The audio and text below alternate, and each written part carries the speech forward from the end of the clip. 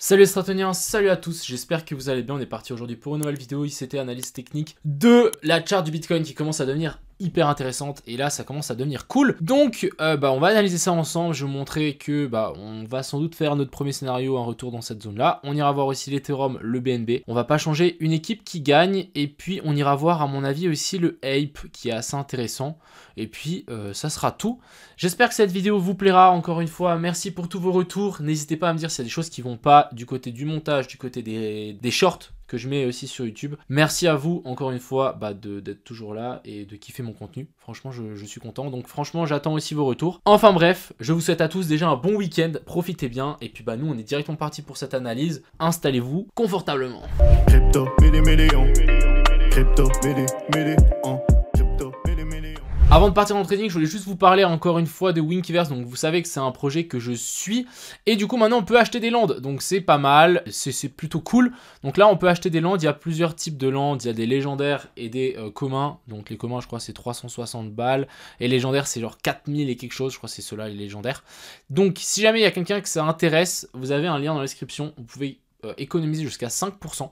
C'est déjà ça. Et vous allez me dire, mais pourquoi avoir un land? Donc en fait, avoir un land, vous avez plusieurs types de trucs. Vous allez déjà pouvoir gagner en fait des revenus. Vu que vous possédez un land, vous allez pouvoir gagner comme si vous faites un peu du stacking. C'est plutôt cool. Vous allez pouvoir aussi créer genre des potentielles maisons, créer des expériences. Donc vous allez pouvoir mettre des trucs dessus. Et ça, c'est plutôt pas mal. Et vous allez pouvoir manager plein, donc des crafting stations, manage your economic model, etc. Donc c'est vraiment, ils veulent vraiment se pousser vers un jeu qui sera plutôt immersif, et ça c'est plutôt une bonne chose. C'est cool. Moi je suis pour l'innovation, donc si ça vous intéresse, il y a un lien en description pour que vous puissiez tout check et pour potentiellement que vous puissiez acheter un land si ça vous intéresse. Alors écoutez, moi je pense que je vais m'en acheter un petit. Je pense que ça vaut la peine, juste au moins de se dire ok vas-y on a un petit land, on verra ce que ça donne, genre un truc un peu soit proche du centre, soit isolé sur une île. On verra. Donc actuellement ils ont déjà libéré 1000 lands, mais voilà, vous voyez que la map est beaucoup plus grande. Peut-être je vais attendre la deuxième, qu'on appelle ça, la deuxième émission de land pour potentiellement en acheter un, pour essayer d'en acheter un assez proche du centre, parce que plus c'est centré, mieux ça se demande. Je sais pas si c'est le bon mot de dire demande, mais en tout cas, vous savez très bien que plus on est dans une centre d'une ville, plus ça vaut cher. Si jamais il se crée des trucs, il y a des magasins, j'en sais rien. Donc ça vaut la peine. Donc je me dis pourquoi pas, c'est pas très cher pour le moment. Si ça prend une grosse engouement, on peut vraiment se retrouver avec une jolie plus-value. Et aussi, je sais pas si on peut inviter des amis ou genre créer des trucs dessus, ça peut être très sympathique. Donc voilà, n'hésitez pas à passer par mon lien en description, il y a moins 5%. Voilà, tout simplement, rien d'autre à dire par rapport à ça. Et n'hésitez pas aussi à me dire ce que vous en pensez en description. En commentaire, excusez-moi. Enfin bref, partons donc sur cette fameuse charte du Bitcoin qui n'a pas bougé. On est un peu en train de chuter, c'est plutôt une bonne chose. Donc ici déjà, si on regarde la charte, vous allez être surpris comme moi. On est sur Binance, on est les liquidations, regardez jusqu'où on monte jusqu'à 150 millions. Donc là, ça commence à être des liquidations, des grosses liquidations. Là, ça commence vraiment à ne plus rigoler du tout, alors qu'avant, on traînait vers la zone des 50, 60 millions. Là, on est vraiment à 150, donc ça commence à devenir des grosses liquidations. On vient jusque vers la zone des 11 200, les gars. Je suis désolé, mais 11 200, ça commence à faire très très bas. On a ici vers la zone des 12 800 aussi. On a un petit peu vers la zone des 13 600, 14 200, etc. On a quand même des gros pics aussi au nord, 24 000. Ici 20 500 aussi qui commence à devenir plus ou moins gros, mais voilà, on peut voir que le gros ici est au sud. Donc est-ce qu'on va y aller? Ça c'est une bonne question, mais ça commence à devenir un petit peu chaud de notre côté. Passons sur cette fameuse charte. Donc hier j'avais tenté, bon j'ai rien tenté hier finalement, mais du coup ici on est dans cette potentielle top, donc ça c'est plutôt pas mal. Je vais vous montrer qu'on avait un petit short ici qui était assez intéressant, mais en gros ici pour moi on a potentiellement fait nos tops, et du coup la prochaine zone c'est cette zone d'OTE, récupérer les liquidités qui sont placées là, récupérer la zone de fair value gap. Mon plan n'a toujours pas changé.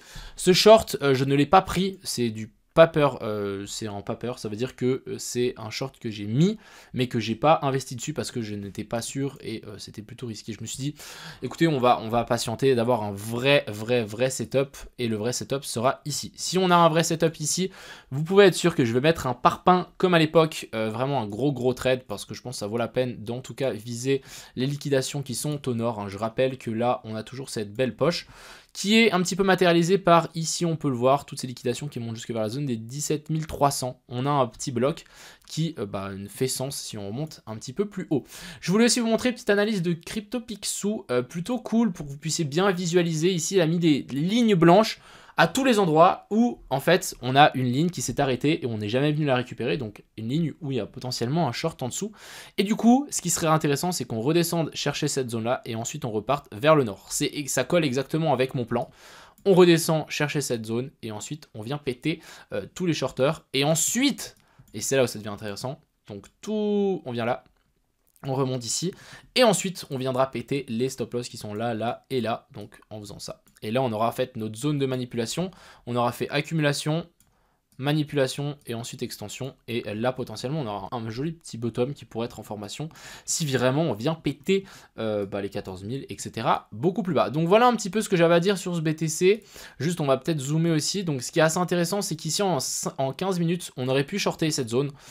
Du coup en gros ici on avait notre boss, donc breakout de la structure qui était haussière, hop, ici on fait un nouveau plus bas. Ensuite qu'est-ce qu'on vient taper? On vient chercher la zone de fair value gap que j'ai dessiné ici, je crois qu'elle est en 15 minutes, ouais, on vient récupérer la moitié de la zone de fair value gap qui est là, et ensuite on s'inverse. Donc c'est plutôt cool, et c'est plutôt propre, donc assez intéressant, et du coup là pour moi on est juste en train de faire un joli petit bear flag, d'ailleurs qu'on a cassé vers le bas, et je pense que ça ne va pas tarder à s'accélérer au sud, mais voilà, ce que j'attends en tout cas c'est récupérer les coils low qu'on a là, hop on pète ça, et voir chercher beaucoup plus bas. J'espère que vous avez capté un peu le scénario, mais c'est ce que j'attends, je sais qu'il y a beaucoup de gens qui l'attendent ce scénario, donc est-ce qu'il va se passer? Est-ce qu'on va réussir à avoir notre longue sans encombre? Ça c'est une autre question qu'on se posera plus tard.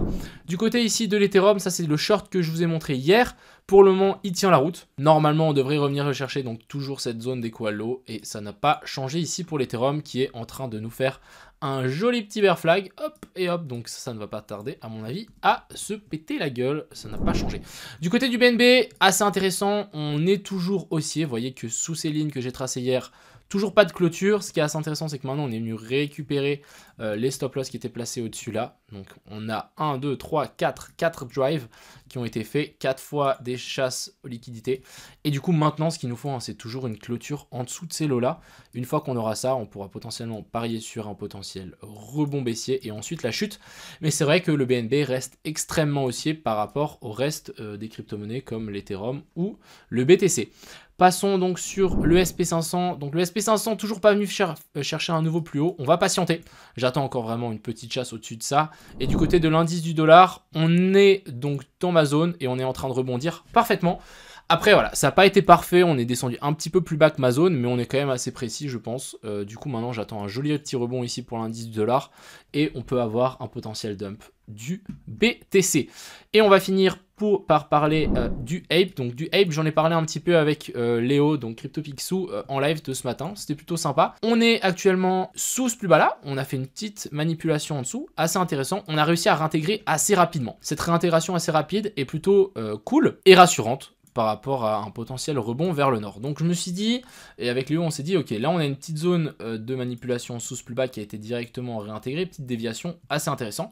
Ensuite ici on a ce plus bas, ce plus bas, ce plus bas et ce plus bas. On a de la liquidité qui s'est formée en dessous. Donc ce qui ferait sens, c'est qu'on redescende, on récupère cette liquidité ici au-dessus, en dessous, et ensuite on peut potentiellement partir vers le nord. Soit on récupère juste la zone de fair value gap qu'il y a là, étant donné qu'on est haussier vu qu'on a fait une clôture au-dessus de cette mèche là, on vient récupérer ça et ensuite on repart vers le nord. Pour vraiment inverser cette structure ici sur ce Apecoin, ce qu'il nous faut c'est une clôture bien évidemment au-dessus de ce sommet là, pour vraiment nous dire que là en fait on a un boss. Ici, on a une boss et ici, on a notre cos. Et du coup, inversion de structure, on vient chercher un nouveau plus haut là, on recorrige et ensuite on pousse jusque à la zone haute. Donc, je vais vous montrer, qui est vraiment bien dessinée. Je pense qu'elle est mieux en délit.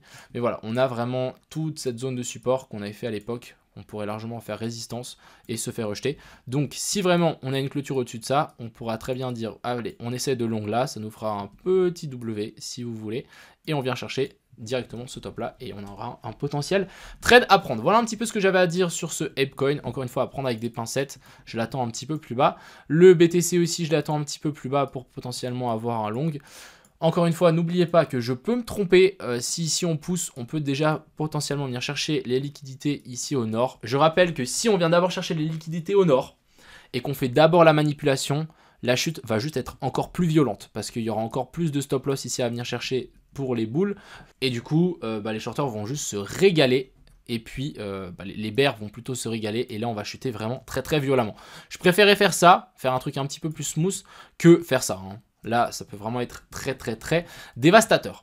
Voilà un petit peu ce que j'avais à dire aujourd'hui pour cette vidéo. J'espère qu'elle vous a plu. J'espère que vous avez appris des trucs.